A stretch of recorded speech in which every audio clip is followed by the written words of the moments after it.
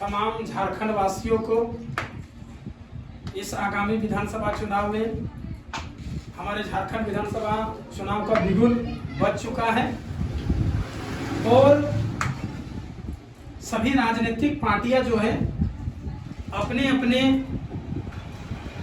Party को मजबूती बनाने और विजय की ओर पूरा जोर शोर से सारा लग चुका है। और आज हम कुछ राजनीतिक जो हमारे झारखंड के हित में होना चाहिए वो इस सारे चीज़ों का आज हम डिस्कस करेंगे। हमारे जाने माने राजनीतिक विशेषज्ञ एमडी इजहार जी, आपका आजाद टीवी शो चैनल में आपका स्वागत है। धन्यवाद आपका। देखिए आज सर आप तो अच्छा तरह से जान रहे हैं कि हमारे झारखंड विधानसभा चुनाव का बिगुल बज चुका है। अब हम लोग को झारखंड के जो यहाँ पर स्थानीय हैं, युवा हैं, ना हम लोग के पास अच्छी नीति बना, ना स्थानीय नीति बना, ना नियोजन नीति बना, ना कोई रोजगार से लेकर कोई नीति बना है।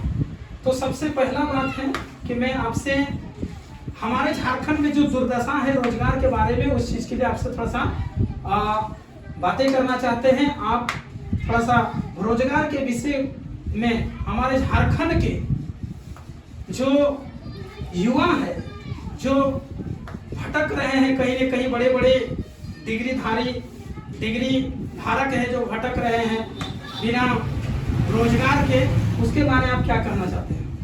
देखिए, सबसे पहले तो आपका जो चैनल है आजाद टीवी शो, हम अपने तरफ से बहुत बहुत धन्यवाद देते हैं कि आप इस तरह के मुद्दा को उठा रहे हैं।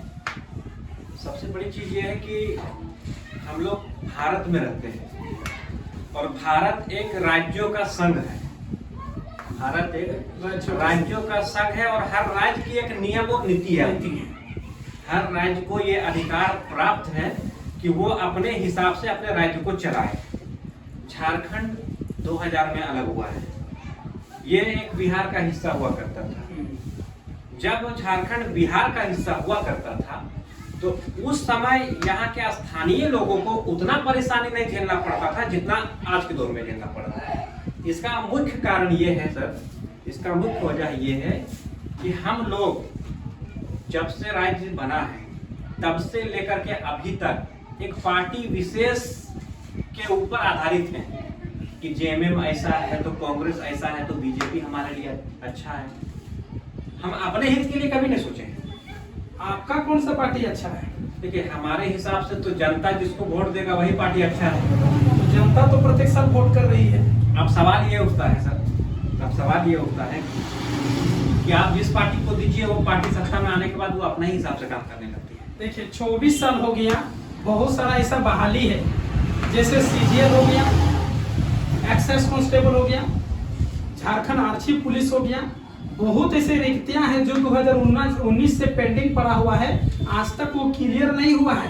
और हाल ही उत्पाद सिपाही का तोड़ हो गया, फिर इधर से आचार संहिता लागू हो गया। क्या सरकार, अगर जिसकी भी सरकार बनेगी, क्या ये पुनः इसका एग्जाम लिया जाएगा? देखिए,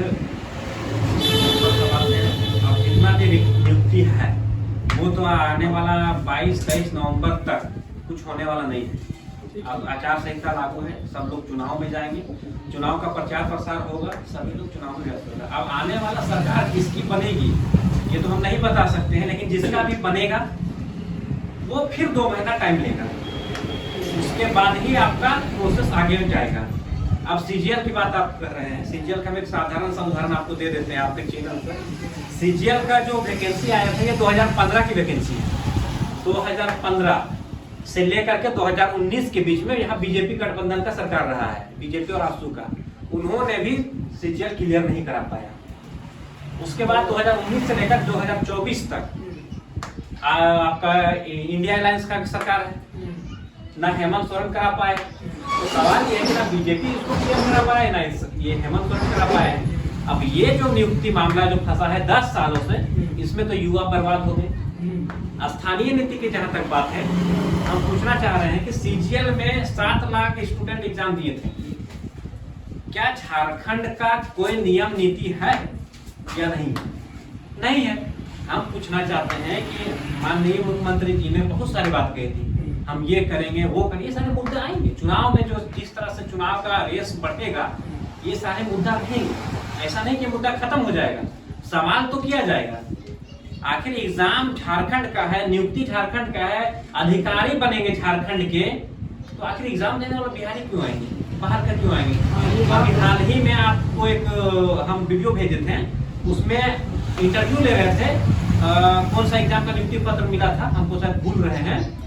एक लड़का से पूछा गया, बोला कहाँ के हम राजस्थान के। दूसरे से पूछा गया कहाँ के राजस्थान के। तीसरे से पूछा गया कहाँ, तो क्या वो पूरा राजस्थान खरीद लिया है क्या झारखंड को? बात तो सही, वही चीज के तो हम लोग को देखना है। आखिर राजनीतिक पार्टियां क्या करे, झारखंड के हित में एक अच्छी स्थानीय नीति आखिर क्यों नहीं बन रही है? हमारे झारखंड के युवाओं को नौकरी आखिर काहे नहीं मिल रहा? बाहरी आदमी लोगों को नौकरी सबसे ज्यादा क्यों मिल रहा है? देखिए, हमारे यहाँ अच्छी स्थानीय नीति नहीं है, अच्छी नियोजन नीति नहीं है। सरकार इसमें जो वर्तमान सरकार हो या पास्ट का सरकार हो, उसने पूरी तरह से गहन उस पर मंथन नहीं किया। अब नहीं जाकर आजकल हमारे झारखंड के युवाओं को बेरोजगार रहना पड़ रहा है। इसका मुख्य उद्देश्य ये है सर, यहाँ चाहे इंडिया का सरकार रहे या एनडीए की सरकार रहे, इन दोनों ने अपनी जाति फायदा के लिए राज्य के हित में नहीं सोचा है। आपको हम एग्जाम्पल दे रहे हैं। हाल ही में लोकसभा का चुनाव हुआ, धनबाद लोकसभा से ढुल्लू महतो जी चुनाव लड़ रहे थे। उसके अगेंस्ट में राजेंद्र सिंह की बहू थी, यानी कि अनूप सिंह के पत्नी अनुपमा सिंह चुनाव हार गई, ढुल्लू महतो जी चुनाव जीत गए। ढुल्लू महतो स्थानीय है, लोकल नेता है, उन्होंने सब लोग लोकल समझ के वोट दिया। वही ढुल्लू महतो जी चुनाव जीतने के बाद धनबाद बोकारो में अवैध कब्जा पर जो रह रहे हैं बाहर के लोग, उनको सेल के द्वारा हटाया जा रहा था, लेकिन वही ढुल्लू महतो जी ने जा करके उन लोगों को बसाने का काम किया है। अब बता दीजिए कि हमारे हित में कौन है? बात सही है, हित में तो वही चीज को हम लोग को सोचना है। देखिए, हमारे जो अभी वर्तमान में है, आप कैसी सरकार को चाहते हैं? हेमंत सरकार, मतलब जेएमएम सरकार, बीजेपी सरकार, और एक तीसरी पार्टी है जेएलके सरकार। आप किस पार्टी को सबसे ज्यादा पसंद करते हैं? देखिए, सबसे बड़ी बात यह है कि यहाँ पर मौका बीजेपी को भी मिला, कांग्रेस को भी मिला है, दोनों पार्टियों को मिला है। सरकार किसी का भी बने, कोई भी बने, लेकिन सबसे बड़ा चीज जो यहाँ का स्थानीय नीति जो है या मूलभूत जो चीजें हैं, उन पर विचार करना चाहिए। मेरा मानना यह है कि अगर जो तीसरी पार्टी जो है जेकेएल, उनकी पार्टी कितने सीटों पर चुनाव लड़ेगी, दूसरी बात, क्या वो अपने दम पर बहुमत हासिल कर पाएंगे? अगर वो अपने दम पर बहुमत हासिल नहीं कर पाते हैं, तो कहीं ना कहीं दोनों पार्टियों में उनको तीसरे के पास नहीं जाना पड़ेगा। अब वो जो उस पार्टी में यदि समर्थन देते हैं, तो इनके बात को माना जाएगा। इनका चुनावी एजेंडा क्या है, इनका मैन्युफेस्टो क्या है, तो जब सामने में आएगी तो लोग उस पर विचार करेंगे। वो बात की बात है, मिले या ना मिले।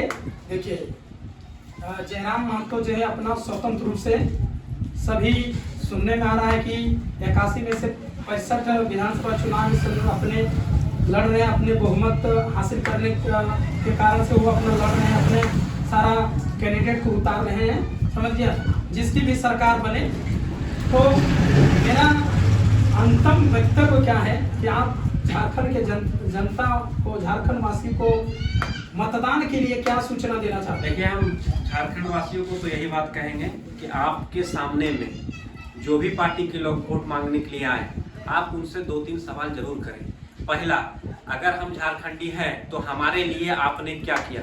जिस पार्टी के भी लोग आए, हम झारखंडी हैं, हमारे लिए आपने क्या किया? हमारे रोजगार के लिए आपने क्या किया? आज की स्थिति में झारखंड एक ऐसा देश है, राज्य है, जो भारत को 47% राजस्व देता है। यानी पूरे देश का राज्य एक तरफ और झारखंड एक तरफ, यानी कि हम अमीर होकर के भी गरीब हैं। हमारी स्थिति ऐसा है कि हमारे पास सारा व्यवस्था होने के बाद भी हम भूखे हैं।